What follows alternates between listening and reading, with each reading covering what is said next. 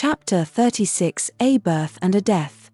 Saturday, the 7th of February, and the day was no different than any other dreary winter's day.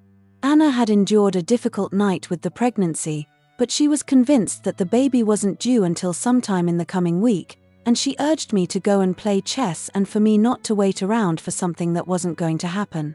I reluctantly left around midday, and I made my way to town, and then on to Bradford where the game was being played. I reckoned that if Anna did, by chance, go into labor, I was only half an hour or so away and that was fine. I rang at regular intervals, and at 6, when I'd finished my game, I made a last call from Bradford. Alma, the babysitter, answered. Anna's gone into hospital, Karl, into Jimmy's. Amy took her down there nearly an hour ago. You'd better go straight there. I quickly made my way to the train station and from there to St. James Hospital. When I arrived, Anna was surprisingly chirpy, and she sat up in bed. Although she was in labor, she reckoned the baby wouldn't be due for a few more hours yet. We chatted as the evening wore on into the night and the night into the morning of the next day, and that was when Jack was born. He was a healthy little lad with a gutsy little cry, flailing his arms around the bed, as if to protest at how rude we were to bring him into this world. I stayed for a few more hours before Anna suggested I go back home and get a few hours sleep and come back later in the afternoon with Rachel. I left the hospital on the Sunday, 34 years old and a father for the first time, unless some woman from the past disputes that fact. Anna returned home from hospital and we named the lad Jack.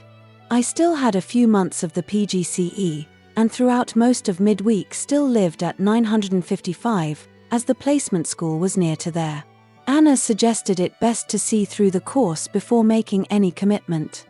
On Wednesday, my dad came down to 955 and asked when Anna was bringing his grandson over, as he hadn't yet seen him, and I told him we'd come up to his bungalow on the Saturday, so that he and Susan, his partner, could see him. Susan saw Jack, but my dad never did.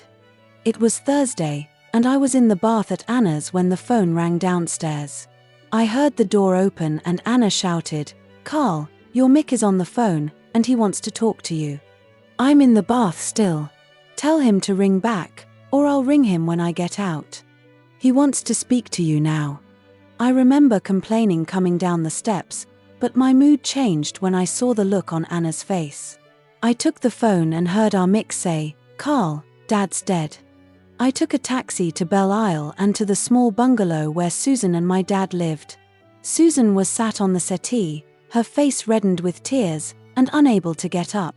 "He's on the bed if you want to say goodbye."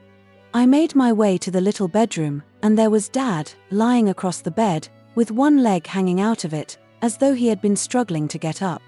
He'd suffered a fatal heart attack.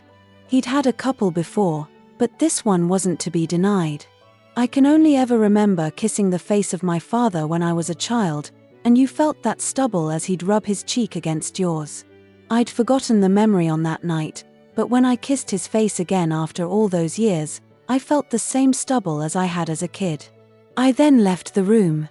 In the space of barely a few days, I became a father and lost a father.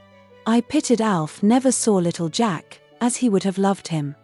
A few days later I was in town with Anna collecting both a death certificate for Dad and a birth certificate for Jack. In the registry office, the woman asked if Jack would like a second name, and since I didn't have one, I replied, no. Anna intervened, and she suggested having Alf, as a mark of respect to my dad. And so it came to pass that Jack came to have a second name.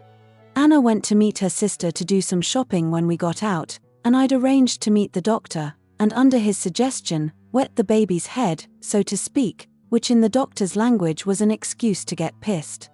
"Did you pick up the death certificate as well?" he asked. "Yes." "And the birth certificate?" "Yes." The doctor leant very studiously over his pint of bitter and thought deeply over those bits of contrary papers.